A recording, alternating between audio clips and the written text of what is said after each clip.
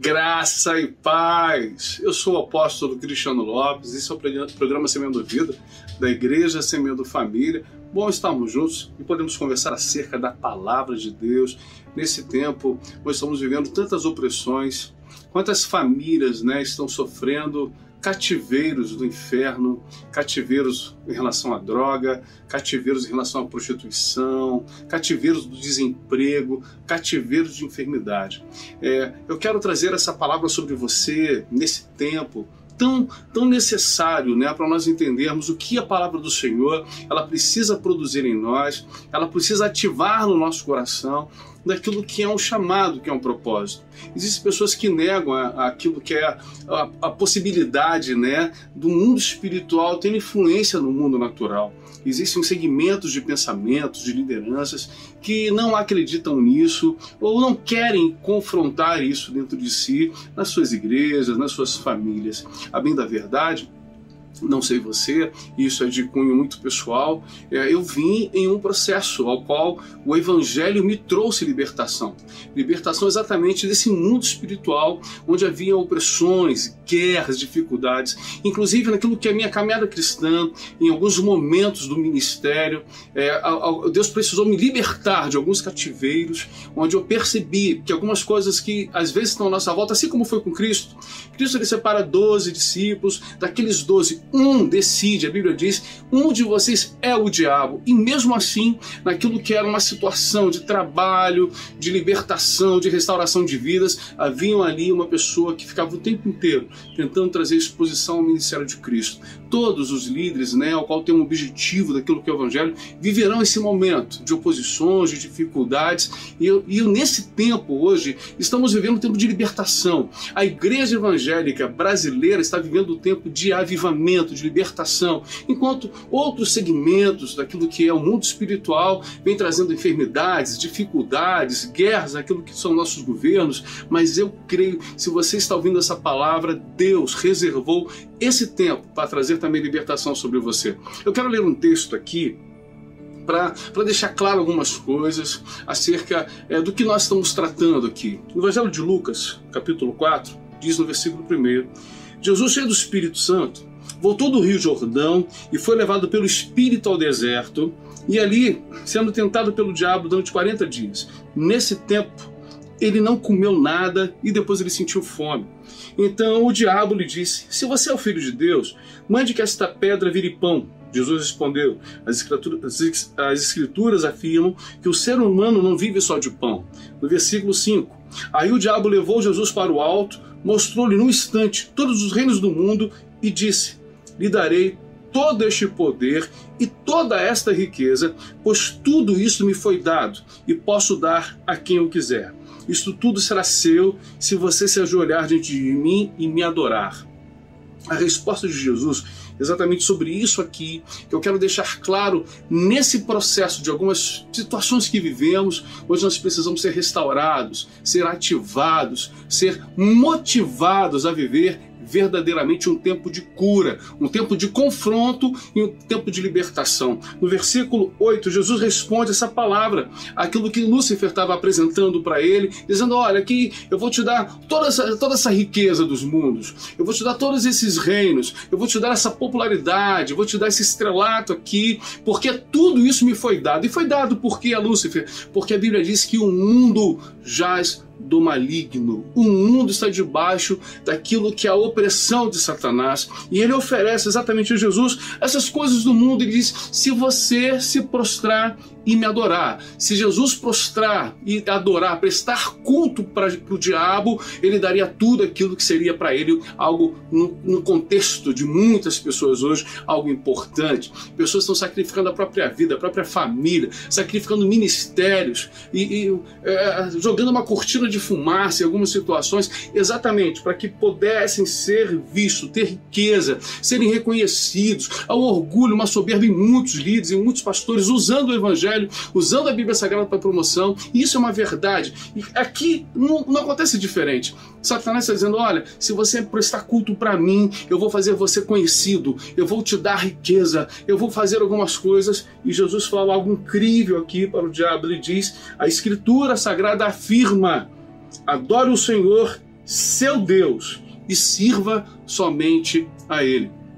Jesus está dizendo o seguinte para Satanás: Deus é o seu Deus e só a Ele você vai prestar culto. Que verdade é essa? Intrínseca aqui naquilo que é essa expressão de Jesus Cristo. Talvez muitas pessoas durante um tempo trouxeram esse pensamento, onde havia uma guerra entre Deus e o diabo. O evangelho seria uma guerra entre Deus e o diabo. Lá no livro do Apocalipse nós vamos ver que num determinado momento houve guerra no céu.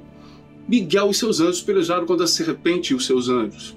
Não diz ali que Deus entrou nessa peleja. Era uma guerra de anjos. O anjo Miguel, daquilo que seriam os outros anjos também pelejando contra Satanás, o dragão e os seus anjos. E aquilo que foi a vitória dos anjos de Deus.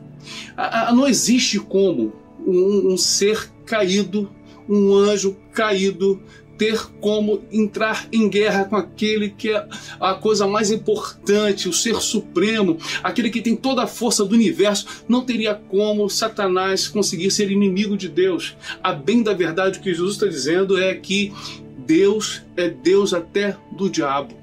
O diabo se apresenta diante de Deus e presta culto. A Bíblia diz, se você teme a Deus, perguntando para o homem, faz bem, porque também os demônios creem e se estremecem, porque eles também estão diante de Deus prostrados.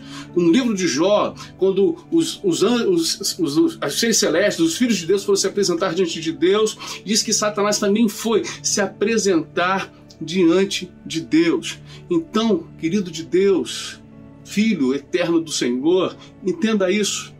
Aquilo que é a guerra que nós vivemos, Satanás não pode entrar em guerra com Deus. O inimigo do diabo são os seres humanos. E o inimigo do diabo é a minha família, sua família, seu filho, sua filha, é você, é o meu ministério, o seu ministério, a sua vida. Nós precisamos entender isso. E tem muitas pessoas se aliançando com o inferno, exatamente pelas propostas que Satanás tem trazido. Pelas propostas, se você prostrado me adorar, aceitar o que eu quero, fazer o que eu mando, você vai conquistar, vai fazer. Jesus está dizendo com muita clareza. Paulo fala sobre isso também da mesma forma.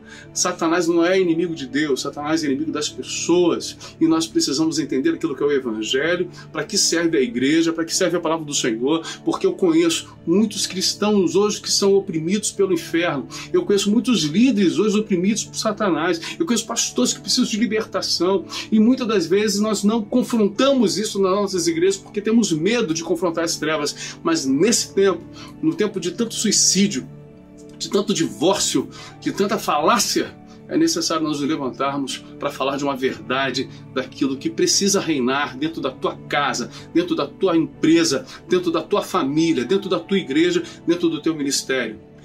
Deus, Ele é Deus. Não existe nada capaz de paralisar a expressão de Deus na tua vida. Operando Deus, quem impedirá?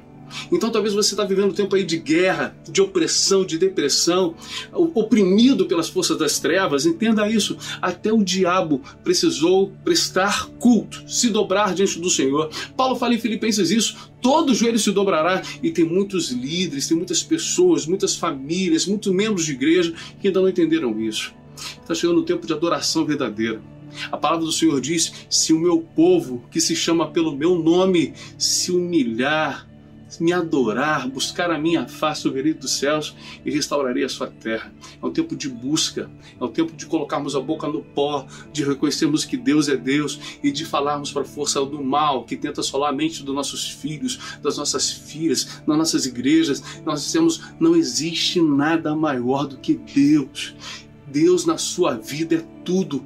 Jesus com você é tudo. Então se coloque de pé, enfrente os seus problemas, veja as dificuldades que você tem, não aceite as opressões de Satanás, não aceite negócios para colocar em xeque a tua família, a tua vida, o teu ministério. Fique firme no Senhor. Esse Deus é o mesmo Deus de ontem, o Deus de hoje e o Deus eternamente. Por que no passado, algumas gerações anteriores tinham uma firmeza em Deus, uma firmeza de postura, de oração, onde não viviam o evangelho de oba-oba? Chegou esse tempo de vivermos essa verdade dentro da nossa família, dentro das nossas igrejas, do nosso ministério. Eu creio no poder de Deus para trazer libertação e dar vista àqueles que não estão enxergando, ouvindo a palavra do Senhor. Chegou o tempo de vivermos esse avivamento. E tudo aquilo que dentro da tua vida estava te oprimindo, te paralisando, eu declaro no nome de Jesus que não existe nada maior do que Deus na tua vida. Tome posse dessa palavra, meu querido irmão, minha querida irmã, e seja vitorioso em Cristo Jesus.